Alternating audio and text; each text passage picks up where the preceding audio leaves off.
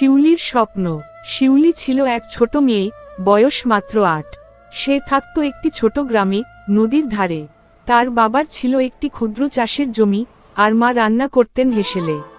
শিউলির ছিল একটাই স্বপ্ন, একদিন সে বড় হয়ে শিক্ষিকা হবে। প্রতিদিন সকালে সে হাঁটতে হাঁটতে স্কুলে যেত।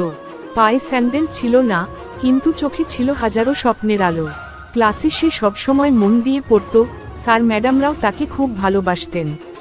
মাঝে মাঝে গ্রামের অন্য ছেলেমেয়েরা পড়াশোনা ফেলে খেলতে চলে যেত, কিন্তু শিউলি জানত, স্বপ্ন পূরণ করতে হলে মনোযোগ দিতে হবে। একদিন স্কুলে এক বড় অতিথি এলেন, এক শহরের শিক্ষিকা, যিনি গ্রামের শিশুদের পড়াশোনার উৎসাহ দিতে এসেছেন। শিউলির উত্তর শুনে তিনি মুগ্ধ হয়ে গেলেন। তিনি শিউলিকে বললেন, তুমি চাইলে শহরে গিয়ে পড়াশোনা করতে পারো, আমি তোমার সাহায্য করব। শিউলির চোখে জল এসে গেল।